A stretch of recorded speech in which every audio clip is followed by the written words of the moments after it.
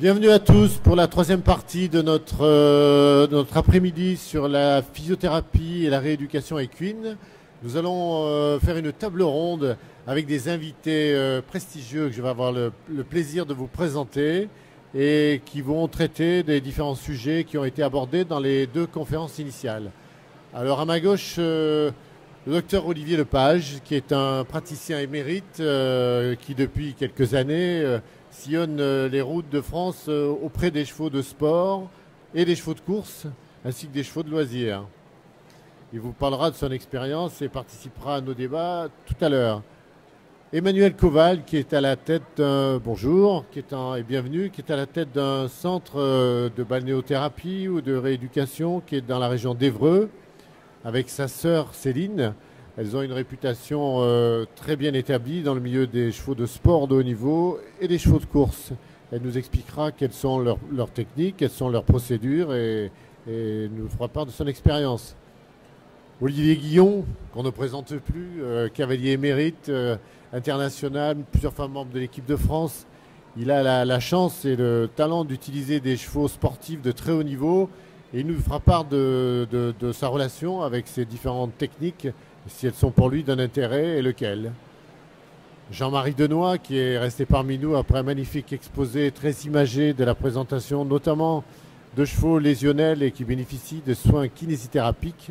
Il nous a dit pourquoi et comment. Et Jean-Yves Lereté, qui est revenu également. Est-ce que votre cheval a gagné tout à l'heure? Malheureusement. Mais ça sera pour la prochaine fois. Et il va nous rappeler également les différentes techniques qu'il utilise au sein de sa structure dans le cadre du haras de Sassy. Voilà. Alors bien évidemment, tous les gens autour de cet espace ont la possibilité d'intervenir à tout moment. Vous levez la main et on se précipite vers vous pour vous tendre un micro. Et sinon, pour commencer, je vais peut-être donner la parole à Emmanuel Koval, donc pour lui demander quelles sont les techniques qu'elle utilise dans sa structure et quels sont ses clients, que font les chevaux chez vous? Les chevaux à la maison font surtout du tapis roulant immergé. Non, il est ouvert, mais il faut le mettre. Là, ça va. Voilà, c'est bon. Les chevaux à la maison font surtout du tapis roulant immergé, parce que c'est la technique qu'on avait choisie, nous, à l'époque, quand on a ouvert notre centre. On avait choisi cette technique-là parce que ça nous paraissait celle qui était la plus adaptée à un maximum de chevaux, un maximum de cas, un maximum de lésions. Le travail en piscine, on connaissait un petit peu, mais d'un point de vue moyen, ça paraissait compliqué pour nous. D'un point de vue travail, on ne se sentait pas à la hauteur d'effectuer un travail en piscine qui soit vraiment de très bonne qualité pour tous les chevaux. Hein, nous, à la maison, on a des chevaux des chevaux de course, galopeurs, trotteurs, comme des chevaux de sport, donc concours hippique, dressage, concours complet, et quelques chevaux de loisirs aussi. Et le travail est vraiment adapté. Alors, on a des chevaux évidemment qui ont des lésions, comme en a très bien parlé le professeur Denoy tout à l'heure, qui demandent un travail adapté à leurs lésions, en consultation évidemment avec le vétérinaire. Et on a des chevaux qui viennent, comme vous en parliez aussi tout à l'heure, parce que vous avez posé la question, qui viennent entre deux courses, qui viennent pour récupérer, qui viennent pour faire autre chose, tout en continuant à être bougé, tout en restant dans le mouvement et pas laissé au paddock simplement sans rien faire du tout. Donc le but à la maison, c'est vraiment de s'adapter à chaque cheval, à chaque cas.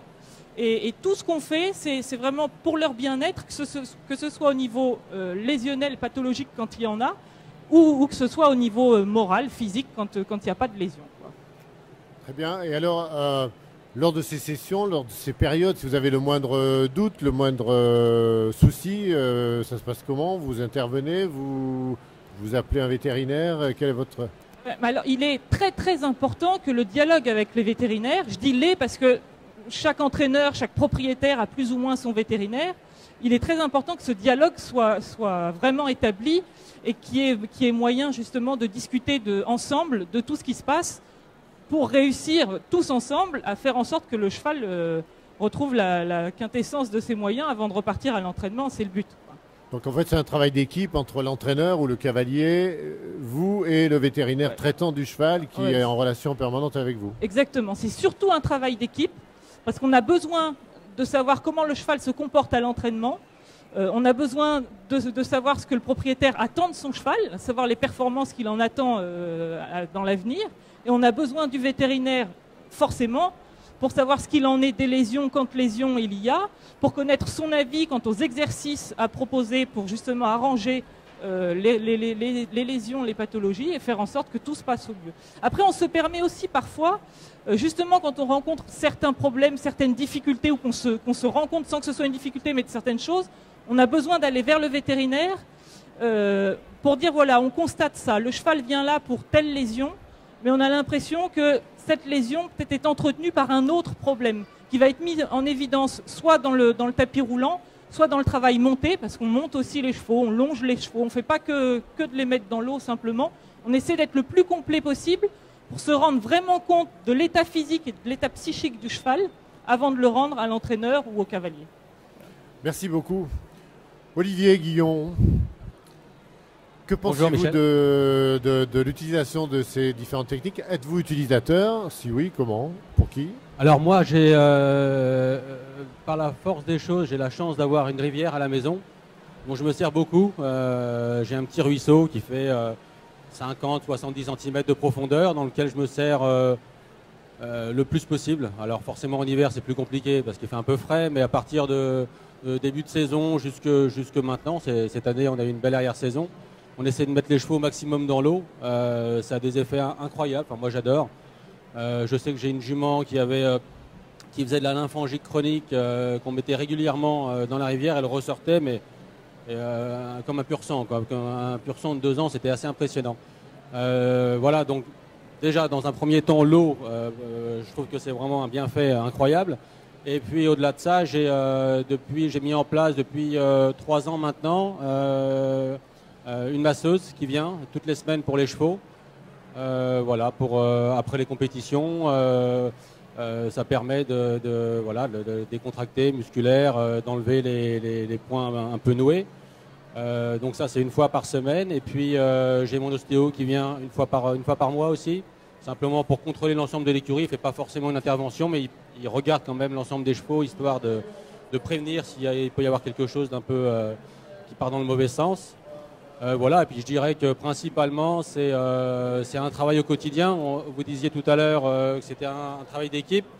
Je sais que nous on travaille exactement comme ça. On a besoin de l'ensemble du staff de l'écurie, à savoir la groom qui connaît ses chevaux, qui les gère tous les jours et qui peut déceler une anomalie. On a forcément les vétérinaires, on a l'ostéopathe, voilà, le masseur. On a plein de on a besoin le maréchal ferrant. Indispensable. Voilà, donc on a besoin de tous ces gens-là pour essayer d'amener des chevaux le mieux possible, dans les meilleures conditions possibles pour aller vers le haut niveau. Et puis bien sûr un travail au quotidien à cheval, d'essayer de... On en revient à ce que vous disiez tout à l'heure, professeur Denoy, par rapport chaque cheval est un peu différent, essayer de trouver, d'adapter, enfin moi c'est un petit peu ma façon de faire, d'adapter mon travail en fonction du fonctionnement du cheval, de plein de choses, de son caractère, de sa rapidité d'exécution. Je dirais il y a des chevaux qui sont plus rapides dans ce qu'ils ont envie de faire. J'essaie de trouver dans un premier temps les 20-25 premières minutes quelque chose de plus naturel possible et laisser un tout petit peu se relâcher naturellement avant de commencer déjà un petit travail de départ. Merci beaucoup. Olivier Lepage, qui, contrairement à d'habitude, est assez silencieux, va nous expliquer son point de vue sur ces différentes techniques et qu'est-ce qu'il en pense en tant que vétérinaire. Alors, on a pas mal parlé de kinésithérapie avec le professeur Denoy. On a appris énormément de choses et je pense qu'effectivement, je répète un peu les propos, mais quand on emmène un cheval en hydrothérapie, il faut savoir quelle est la lésion et comment on veut la traiter. Moi, je crois qu'il y a aussi un intérêt très important dans le domaine de la prévention. Par exemple, en ce qui concerne les chevaux de complet, quand on sollicite énormément les chevaux de complet ou les chevaux de course, quand on sollicite énormément les tendons, moi, il me paraît très intéressant après un galop, c'est-à-dire après une sollicitation importante de l'appareil tendineux, ça me paraît très important de les marcher au pas dans l'eau pendant un quart d'heure, une demi-heure, etc. Je pense qu'on diminue très très sensiblement l'incidence des tendinites, qui est quand même le problème numéro 1 des chevaux qui travaillent à grande vitesse. Pour vous donner un exemple, au temps où les dinosaures peuplaient la planète, quand Jean-Paul Bardinet était entraîneur de l'équipe de France de complet, les chevaux s'entraînaient à Chantilly sur des pistes de qualité formidable. Je pense qu'à l'époque, les chevaux étaient plutôt sous-entraînés et paradoxalement, on avait pas mal de lésions lors des phases d'entraînement et lors des phases de compétition. Puis l'entraîneur a changé, Jean-Paul Bardina a été remplacé par Thierry Touzin qui lui a voulu faire ses entraînements au bord de la plage de Granville sur un terrain formidable mais peut-être pas meilleur que les pistes de Chantilly, mais par contre après chaque galop les chevaux marchaient dans l'eau et marchent toujours. Thierry Touzin utilise toujours cette technique-là, marche dans l'eau pendant une demi-heure après les galops. Bon, ça nous a permis d'entraîner les chevaux de façon beaucoup plus intense, d'avoir des chevaux beaucoup plus près, avec beaucoup moins de lésions, et lors de la phase de préparation, et lors des phases de compétition. Donc cet aspect-là me paraît quelque chose de très important. Alors en ce qui concerne le fait de faire nager ou alors de marcher les chevaux pas dans l'eau, moi ça me paraît très important en récupération entre guillemets derrière une course. Un cheval qui vient de fournir un très gros effort en course, je pense que le fait de marcher dans l'eau pendant quelques temps après, une semaine ou quelque chose comme ça, me paraît une indication majeure et me paraît une très bonne prévention des tendinites entre autres. Merci beaucoup. Y a-t-il des questions dans la salle? Moi, j'aimerais poser une question à Jean-Marie Denoy. Est-ce que vous pensez qu'il y a un intérêt de ces différentes techniques pour accélérer la vitesse de récupération des chevaux? On parlait des tendinites à l'instant avec Olivier Lepage. Est-ce que vous pensez qu'un cheval qui bénéficie de ces techniques de rééducation fonctionnelle cicatrise mieux et plus vite? Ça fonctionne. On n'a pas de données exactement objectives et scientifiques là-dessus, mais je pense que oui. C'est-à-dire que je pense que la récupération active ou la cicatrisation active des tendinites est une réalité.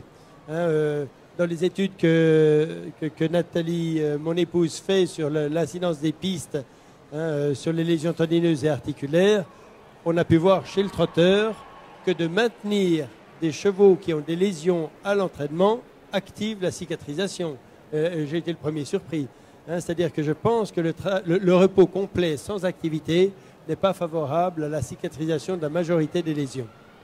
C'est important parce que traditionnellement, et encore dans l'esprit de pas mal de professionnels, pas forcément les plus jeunes, ils considéraient quelquefois que le repos prolongé était la meilleure des stratégies pour la récupération. Qu'en pensez-vous, Olivier? Non, je voulais juste prendre la parole pour dire que moi le premier, parce que j'ai eu, tous forcément des chevaux qui ont un problème tendineux.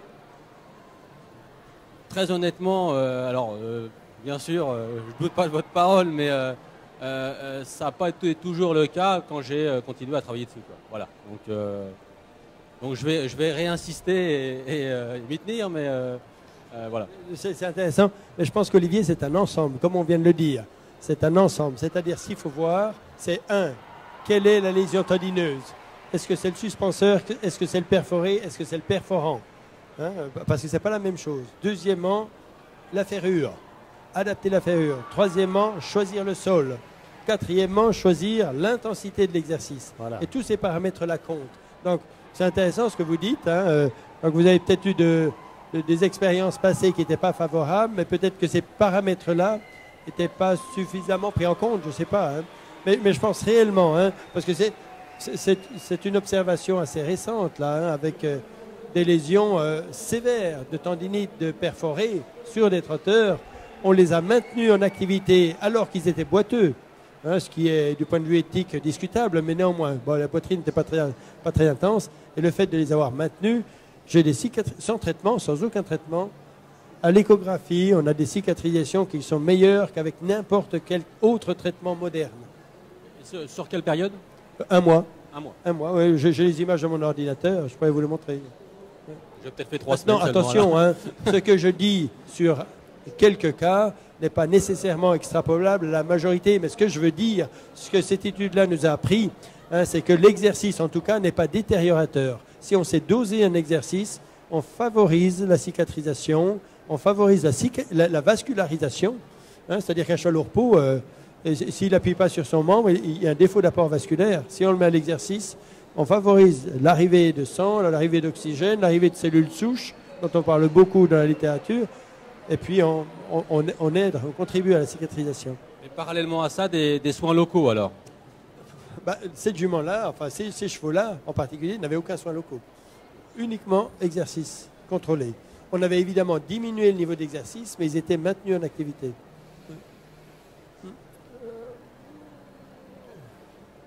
Emmanuel, on vous écoute. Oui, là, je reviens un petit peu pour revenir un petit peu sur ce que peut dire le professeur Denoy. Et je le rejoins complètement parce que nous, on a toutes sortes de chevaux blessés qui arrivent, dont certains viennent de passer des mois et des mois au box. Il nous est beaucoup plus difficile de retrouver un cheval en forme et en bon état de forme sur des chevaux qui ont passé beaucoup de temps au box que sur des chevaux qui n'ont jamais été arrêtés. Alors, vient se greffer à ça un problème financier aussi. C'est-à-dire que beaucoup de propriétaires, d'entraîneurs, préfèrent que leurs chevaux blessés, s'ils en ont pour longtemps, au final, soient dans un pré et restent tranquilles, plutôt que bénéficient de ces soins-là, qui coûtent forcément un petit peu d'argent, mais qui, je pense, au bout du compte, permettent quand même de gagner du temps. On ne va pas gagner du temps, je pense, tellement sur la cicatrisation ou sur la consolidation du tendon, mais on va gagner du temps surtout à la reprise du travail. C'est-à-dire que vous allez bénéficier d'un cheval qui est prêt à travailler. Alors évidemment, il faut être très progressif dans la reprise du travail, mais je crois que quand vous récupérez un cheval qui est en muscle et qui n'a jamais cessé l'activité, parce que pour moi, et là je rejoins encore le professeur Denoy, le mouvement c'est la vie. Si vous arrêtez le mouvement, tout se raidit et tout se perd. Et je trouve vraiment que toujours continuer dans le mouvement, progressivement, en écoutant ses chevaux, en observant beaucoup ses chevaux et en ressentant vraiment ce qui se passe, c'est la clé de récupérer, enfin d'espérer pouvoir récupérer une autonomie chez son cheval. Je suis d'accord avec ce que vous dites. Vous regardez en médecine sportive, dès qu'un athlète a été opéré, dès le lendemain, il commence la kiné, il ne reste pas sur un lit pendant 3-4 mois à rien faire. Je crois que dans la gestion des blessures, en général, on a tendance à beaucoup trop arrêter les chevaux, trop longtemps, et ensuite à reprendre le travail beaucoup trop rapidement. C'est-à-dire que le cheval a eu une tendinite, par exemple, puisqu'on est en train de parler de ce sujet-là, on le met au pré pendant 1 an, on a bonne conscience, on a dit je l'ai arrêté 1 an. Et puis, on le remet en route, 1 mois après, il a déjà ses premiers galops un petit peu vite, etc. Et là, on a une récidive à chaque fois.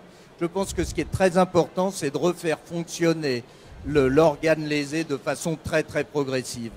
Et sur des mois, en les arrêtant le moins longtemps possible et en ayant un exercice faible mais long, en travail long et lent, étalé sur de nombreux mois. Je crois que la clé du succès est là et l'hydrothérapie à ce moment-là nous aide énormément parce que ça permet de réguler l'intensité du travail.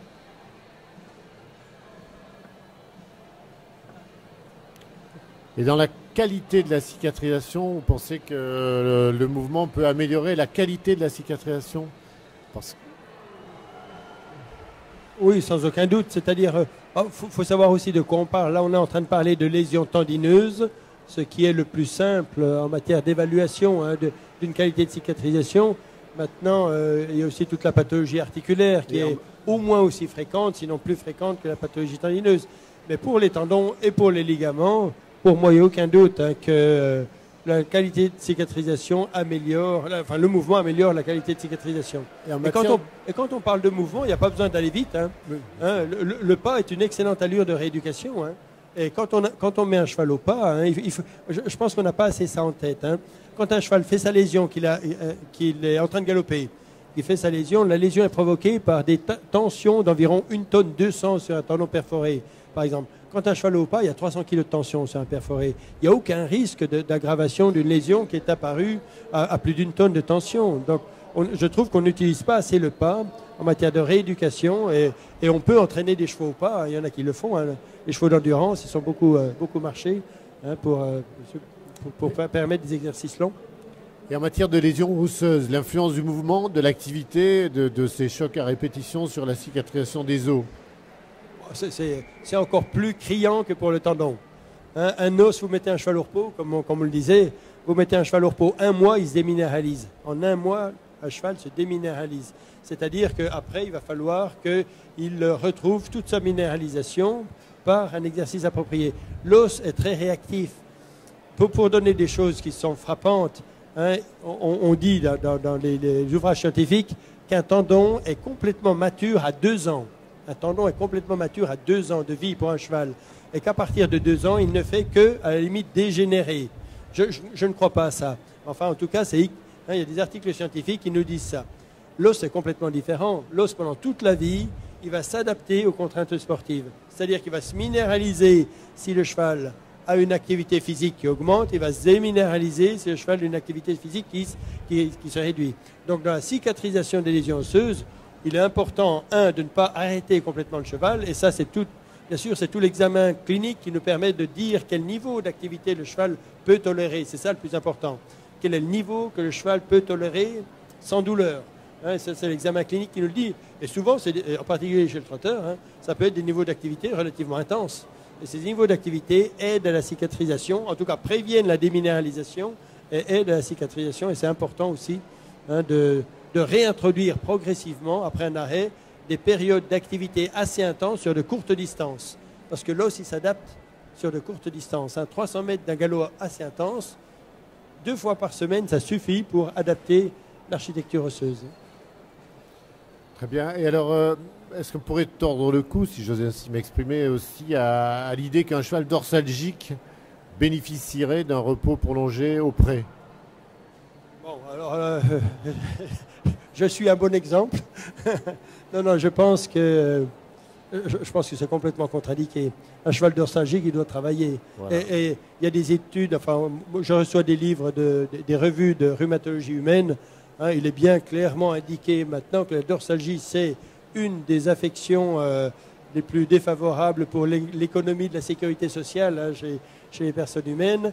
Il y a différents protocoles d'entretien physique des personnes dorsalgiques de façon à ce qu'elles ne présentent pas de phénomène de décompensation comme une amyotrophie musculaire. Tous les protocoles de recherche à l'heure actuelle faits par les rhumatologues démontrent que l'activité est bénéfique pour le dorsalgique chez l'homme. Et j'ai la conviction, c'est depuis plusieurs décennies, avec Olivier Lepage, dans cette collaboration, qu'il en est de même pour le cheval. L'activité est bénéfique, même à la gestion de la douleur.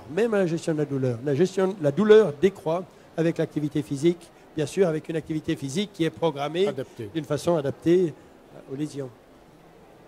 Bon, je veux simplement confirmer en tant que praticien ce que dit Jean-Marie Denoy, c'est-à-dire que très très clairement, les chevaux dorsalgiques ne doivent jamais avoir de période de repos. On sait très bien qu'un cheval dorsalgique, s'il a une période de repos obligatoire pour une blessure quelconque, on est de nouveau confronté à sa dorsalgie quand on le remet au travail. C'est pratiquement systématique. Et je voudrais dire une autre chose. Alors, quand on a parlé des problèmes de blessures osseuses, c'est un des intérêts de l'hydrothérapie, c'est que ça permet très précocement de rétablir l'exercice à des chevaux qui souffrent, par exemple, quelquefois d'une grosse fracture. Juste avant les Jeux Olympiques de Séoul, il y a très longtemps, là, un cheval que Jean-Marie Denoy connaît bien, qui s'appelait Harley, s'était fracturé un postérieur, une fracture d'une 3e phalange très très importante. Et ce cheval-là, en fait, avait préparé ces Jeux Olympiques en piscine pendant très très longtemps. Et évidemment, cette fracture lui permettait de nager. Et petit à petit, on lui a permis de retrouver ses appuis. Mais finalement, ce cheval-là, qui a été très blessé 1 an avant une épreuve de haut niveau, complet, c'est-à-dire quelque chose d'extrêmement éprouvant, et ben finalement ce cheval-là a pu participer en très bonnes conditions physiques 1 an après grâce à la natation, puis ensuite il a marché dans l'eau et ça a permis de le garder en mouvement et donc en musculature. Olivier, ouais, simplement je voudrais juste revenir sur une partie de votre exposé tout à l'heure, à savoir la maréchalerie. Moi je pense que la maréchalerie, alors on fait certainement pas assez attention, beaucoup de gens font pas assez attention à un bon maréchal, une bonne maréchalerie. Moi je sais que de plus en plus, alors je vais pas prêcher pour les vétérinaires, mais plus on est pointu sur la maréchalerie en prévention, plus les maréchaux parlent avec les vétérinaires et plus on le ressent dans le temps, quoi. Les chevaux, avec les efforts qu'on leur demande, il y a tellement aujourd'hui de différents fers, de différents systèmes de précision qui font toute la différence à terme, dans le long terme pour les chevaux. Et je pense que c'est une partie hyper importante pour le long terme. Pour continuer avec la maréchalerie, je pense qu'il y a un vrai travail de prévention au niveau de la maréchalerie aussi. qu'on a beaucoup de lésions et de problèmes qui arrivent parce que les chevaux sont ferrés de façon atroce, quoi. Et on se rend compte parfois, on a des chevaux qui arrivent, de chevaux qui arrivent à la maison, qui viennent parce qu'ils sont blessés, qui ont de graves lésions parfois. Et il suffit de baisser un petit peu les yeux pour se rendre compte que les problèmes, ils viennent peut-être d'abord de là.